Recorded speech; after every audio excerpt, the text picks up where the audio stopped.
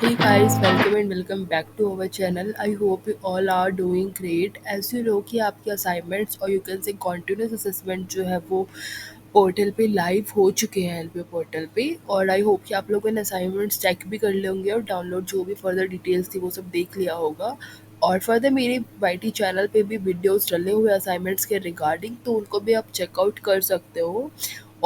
So today we have in part one of assignment solution for MBA first semester students. But before starting our video, मैं ये बोलना चाहूँगी कि जिसको भी लगता है मेरी वीडियोस रियली में उनके लिए हेल्पफुल है तो please to like share and subscribe, और अपने जितने भी व्हाट्सएप ग्रुप और जो भी बैचमेट्स हैं उनके साथ शेयर कर दीजिए ताकि उनको भी हेल्प हो जाए थोड़ा सा। So let's start our video. और ऐसे एमबीए स्टूडेंट मेरे पास फर्स्ट सेमेस्टर में 5 सब्जेक्ट्स थे। तो पर सब्जेक्ट हमारे पास 2 असाइनमेंट्स मिलते हैं, ठीक है। और एवरी 2 असाइनमेंट्स में हमें 2 क्वेश्चंस होते हैं, ठीक है। फर्स्ट असाइनमेंट में 2 क्वेश्चंस होते हैं एंड अनदर वन में 2 क्वेश्चंस होते हैं, ठीक है। और फिर ये क्वेश्चंस जो होते हैं हमारे फर्स्ट असाइनमेंट के क्वेश्चंस होते हैं हमारे फर्स्ट जो हाफ यूनिट्स होती है ना उनमें से आता है हमारा, और सेकंड जो असाइनमेंट के क्वेश्चंस होते हैं वो सेकंड हाफ यूनिट्स जो होती है हमारी उनमें से। एज सच मेरे पास मान लो 14 यूनिट्स है पर फाइनेंशियल रिपोर्टिंग में। तो फर्स्ट जो 7 यूनिट्स है उनमें से फर्स्ट असाइनमेंट में आएंगे हमारे पास क्वेश्चन, और जो अनदर जो 7 यूनिट्स है लास्ट के उनमें से हमारा असाइनमेंट नंबर सेकंड आएगा। मे बी ये वाली चीज़ आपको क्लैरिफाई हो गई होगी जो मैंने अभी जो ये बताया है ये सारा।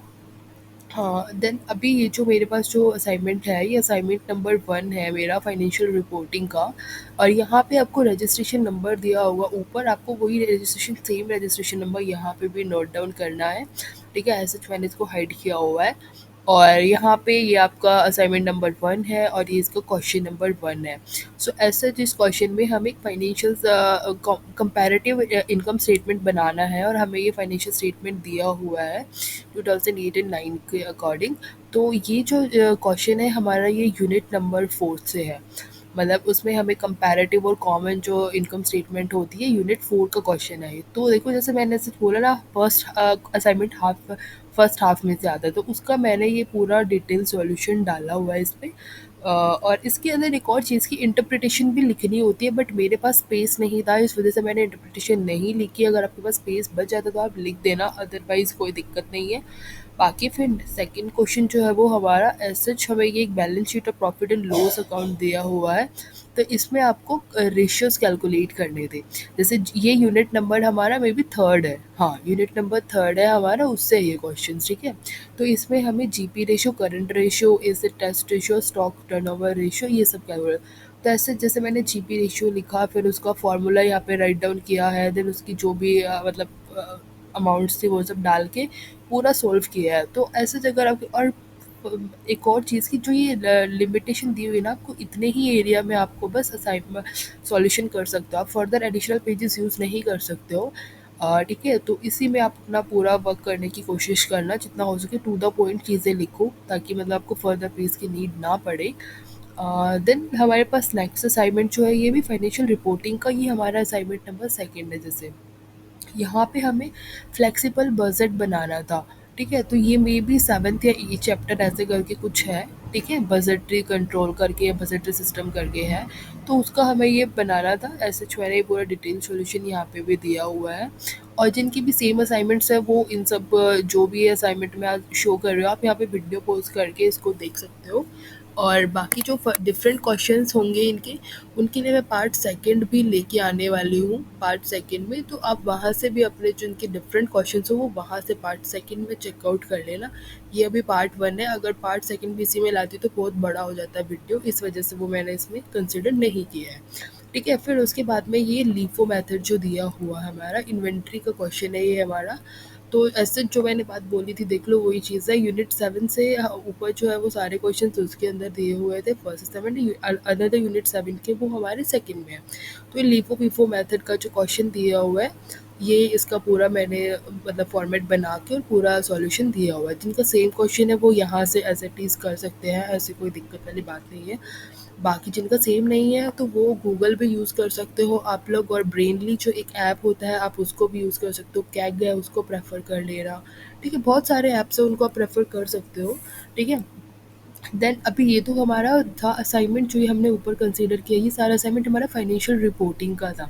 ठीक है, अभी नेक्स्ट जो है वो हमारा यहाँ से मार्केटिंग मैनेजमेंट का स्टार्ट हो जाता है। तो अभी देखो मार्केटिंग मैनेजमेंट का ये फर्स्ट क्वेश्चन हमारा 7 P's एंड 7 C's पूछे हमसे मार्केटिंग के। फिर उसने आपको ये भी बोला कि रिसेंटली परचेज के बेस पे बताना है, ऐसा जो भी दिया हुआ है। तो ये 7 P's और 7 C's जैसे मैंने पॉइंट्स में ये डाला हुआ है। और एक और चीज़ की ना, उन्होंने स्टार्टिंग में बोला था कि फर्दर आप कोई एडिशनल पेन्स वगैरह मत यूज़ करना। वो उन्होंने इस वजह से बोला था, मैंने प्रीवियस वीडियोस में जो बोला हुआ है कि सिंगल पेन यूज़ करने का। बिकॉज काफ़ी टीचर्स होते हैं उनको सिंपल चीज़ें पसंद होती है, वो टीचर पे डिपेंड है ना कि उस टीचर को आपकी कैसी चीज़ें पसंद है। अगर आप सिंपल लिख रहे हो वो पसंद है, या फिर उसको ज़्यादा सजावट धजावट ये सब पसंद है। ठीक है, तो वो टीचर पे डिपेंड है, बाकी आपकी चॉइस है। बट मैंने तो भाई देखो सिंपल ही यूज़ किया था, मतलब सिंपल ऐसे नोटेशंस बना के, और जो ये से एक ही पेन यूज़ किया था, दो दो पेन यूज़ नहीं किए थे। बाकी आपकी चॉइस है, जैसे भी करते हो आप। ठीक है, देन ये हमारा सेकंड क्वेश्चन है उसी का। फिर इसमें सेकंड क्वेश्चन में भी यही पूछा हुआ है कि लक्ष्मण रेखाई का केस स्टडी एज इन से यू कह सकते हो, उसकी टर्म भी इन्होंने पूछी हुई है कि अभी जो भी चीज़ें मतलब क्या ट्रांसपेरेंस एथिकल बाउंड्रीज हैं जो, वो सब मैंने यहाँ पे डाला। तो आप ये देख सकते हो, अगर आपको सेम क्वेश्चन है तो यहीं से कॉपी पेस्ट कर सकते हो, हैप्पी हैप्पी। और अगर नहीं है तो फिर मैं पार्ट 2 लेके आऊँगी, उसमें मिल जाएगा आपका आंसर। और अदरवाइज़ आप अपना गूगल वगैरह यूज़ करके कर सकते हो। ठीक है, देन ये हमारा असाइनमेंट नंबर सेकंड है मार्केटिंग मैनेजमेंट का ही। तो इसमें फर्स्ट क्वेश्चन ये मतलब यूनिक हैंडलिंग्स के बारे में पूछा हुआ है, क्या क्या टास्क होते हैं मतलब रूरल एरियाज़ के अंदर। तो ये आप क्वेश्चन देख सकते हो, ऐसे पॉइंट्स में ऐसे डालना है और टू द पॉइंट चीज़ें लिखनी है, ताकि पढ़ने वाला भी जल्दी से पढ़ के एज इट इज़ 25+ मार्क्स दे तुम्हें। जैसे मुझे 25+ मार्क्स मिले, ऐसे तुम्हें भी 25+ मार्क्स मिल जाएंगे। ठीक है, नो वरीज। उसके बाद में सेकंड क्वेश्चन ये दिया हुआ है कंज्यूमर बिहेवियर के रिगार्डिंग जो भी है, तो ये आप चेकआउट कर लेना यहाँ से वीडियो पॉज करके। देन फिर अब मैं जल्दी जल्दी थोड़ा कर दूँ, नहीं तो वीडियो लंबा हो जाएगा ज़्यादा। यहाँ पे 581 जो है ये हमारा है organisational behaviour and human resource, जो डायनेमिक्स है ना उस सब्जेक्ट का है ये। तो यहाँ पे आप इसमें देख सकते हो, फर्स्ट में इसने केस स्टडी टाइप में पूछ के और थ्योरी ऑफ लर्निंग पूछी, उसमें जो भी हमारी थ्योरीज नहीं दी हुई है, ऑपरेशन कंडीशन थ्योरी और बहुत सारी थ्योरी है, फर्स्ट से सेकंड चैप्टर है शायद ये में भी, उसमें है ये थ्योरीज। ठीक है, तो आप ये थ्योरी के बेस पे ये जो क्वेश्चन था ये आप देख सकते हो इधर। और देन फिर सेकंड क्वेश्चन हमें दिया हुआ है किसके बेस पे, सेकंड क्वेश्चन जॉब सेटिस्फेक्शन मतलब नहीं होती है तो उसके क्या रीजंस होते हैं, हर जगह पे मतलब सेम होते हैं नहीं डिफरेंट होते हैं, वो सब बताना है हमें। तो वो सब पूरा डिटेल में बताया हुआ है मैंने, आप इसको देख लेना। देन नेक्स्ट क्वेश्चन इसकी ये हमारा है एम्प्लॉयर्स लिंक, ये टैलेंट मैनेजमेंट और टैलेंट रिटेनिंग जो है एक चैप्टर है हमारा, उसके अंदर है इंडक्शन प्रोग्राम और ये सब। जैसे हमारा एलपीयू में भी हमने एडमिशन लिया, तब भी हमारा एलपीयू में भी इंडक्शन प्रोग्राम हुआ था ना। वो इंडक्शन प्रोग्राम क्यों कराते हैं, क्या बेनिफिट्स है उसके, ऐसे ऐसे कि हमारे कंपनीज में भी जब हम ज्वाइनिंग करते हैं तब भी होता है इंडक्शन प्रोग्राम। तो उन्हीं के है, और कैसे हम कस्टमर को रिटेन करके रख सकते हैं हमारे ऑर्गेनाइजेशन में, वो सब चीज़ें हमें बतानी है इस क्वेश्चन में। ठीक है, उसके बाद हमारा नेक्स्ट क्वेश्चन असाइनमेंट 2 में है कि इसमें ट्रेनिंग डिज़ाइन मॉडल्स के जो स्टेप्स हैं वो हमें इंक्लूड करने हैं, क्या क्या ट्रेनिंग स्टेप्स डिज़ाइन मॉडल के स्टेप्स होने चाहिए हमारे। तो वो सब मैंने फर्दर इसमें डिटेल में डाला हुआ है, आप इसको देख लेना। देन ये 515 जो है ये हमारा मैनेजरियल इकोनॉमिक्स चैप्टर सब्जेक्ट है, उससे रिगार्डिंग है। ठीक है, मैनेजरियल इकोनॉमिक्स जो सब्जेक्ट है उसके है ये क्वेश्चन। ठीक है, फिर जैसे फर्स्ट में एक पूरा मतलब केस स्टडी टाइप में दिया हुआ है, एमआरपी एक्सीड हो जाती है एमसी से तो ये क्या होगा, जैसे एमआरपी। तो वो वाला ये ना फर्दर हमारे वीडियो मतलब चैप्टर्स में है ये सेम चीज़ें, तो अब वही सब कुछ इसमें हमें डालना है, क्या लॉन्ग टर्म प्रोडक्टिविटी गेन्स और ये जो भी चीज़ें आप देख लेना इसको। ठीक है, और फिर ये नेक्स्ट क्वेश्चन है कि मतलब vegetable market falls under which कौन सी कैटेगरी में आती है। जो मोनोपोली और जो कॉम्पिट ये होते हैं ना, मोनोपोलिस्टिक और ओलिगोपोली परफेक्ट कंपटीशन की मतलब उसके रिगार्डिंग है। देखो वेजिटेबल का परफेक्ट कंपटीशन मार्केट में आता है। ठीक है, और फिर है इकोनॉमिक रिफॉर्म्स व इनिशिएटिव जो था, ये हमारे exchange crisis in international diplomat, वही बताना है एलपीजी सिस्टम जो था वो उसके बारे में, और जो भी फिजिकल रिफॉर्म्स हो ये सब थे उनके बारे में डिफाइन किया हुआ है। ठीक है, देन उसके बाद ये लास्ट क्वेश्चन है, मे बी असाइनमेंट सेकंड का, हाँ जी असाइनमेंट सेकंड का है लास्ट क्वेश्चन। ये मेन ऑब्जेक्टिव बताने हैं हमारे इंडियन मॉनेटरी पॉलिसी के क्या ऑब्जेक्टिव्स होते हैं हमारे, वो सब बताने हैं, वो हमें हमें बता देंगे। ठीक है, आप इसको चेकआउट कर लेना। फिर हमारा आता है 578। 578 जो है हमारा ये है आईबी का, इंटरनेशनल बिजनेस जो हमारा है सब्जेक्ट, उसका है ये 578। ठीक है, तो आईबी में इसमें वही पूछा है, affect the business functions as marketing and employ, मतलब शॉर्ट में लिखना है उन सब के बारे में। तो ये इम्पैक्ट मार्केटिंग पे क्या होता है और एम्प्लॉय प्रैक्टिसेस पे क्या होता है। पहले मैंने यहाँ पे ऐसे पेंसिल से लाइन भी बनाई थी, फिर मैंने हटा दिया था बिकॉज़ बहुत सारे स्टूडेंट्स ने मतलब बहुत सारे बच्चों ने पज़ल कर दिया था कि कोई अदर पेन यूज़ नहीं करना है, ये सब चीज़ें सॉरी भैया ऐसे कर रही हूँ। तो उन सब के रिगार्डिंग तो इसलिए मैंने उसको हटा दिया था। बाकी आपकी चॉइस, आप जो भी करना चाहते हो यार, जैसे भी आगे जितना सिंपल रखोगे तो कोई अकड़ू टीचर होगा तो वो मतलब नहीं मार्क्स कट करेगा। बाकी आपकी चॉइस है यार, जैसे भी करो, मेरा सजेशन आपको देना, बाकी आपकी चॉइस, आप कैसे करना चाहते हो। ठीक है, फिर डिफरेंस बताना है हमें पॉली एंड एथोनोसेंट्रिक और जियोसेंट्रिक में। ये यहाँ पे मैंने फिर देखो पेंसिल से ड्रॉ कर रखा, ऊपर मैंने इरेज भी कर दिया था, अच्छे बच्चे बन के, बट कोई बात नहीं, चलो ठीक है जैसे भी है।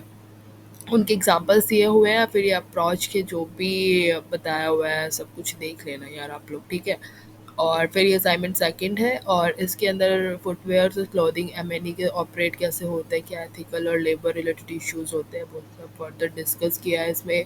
दैन हमारा असाइनमेंट नंबर सेकंड है M operating in developing countries के अंदर। ठीक है, ये भी हम लोग राइट डाउन कर देंगे। ये लास्ट क्वेश्चन था हमारा।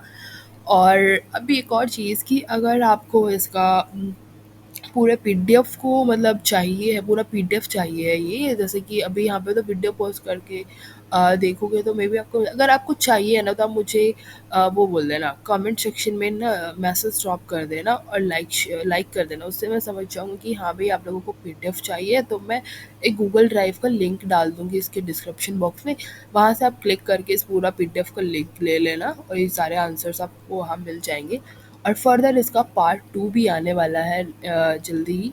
तो जो भी चैनल को लाइक शेयर सब्सक्राइब नहीं किया है वो चैनल को लाइक शेयर सब्सक्राइब कर लीजिए, ताकि आपको पार्ट 2 से भी रूबरू हो सकूँ। और that's all for today, thank you, bye bye.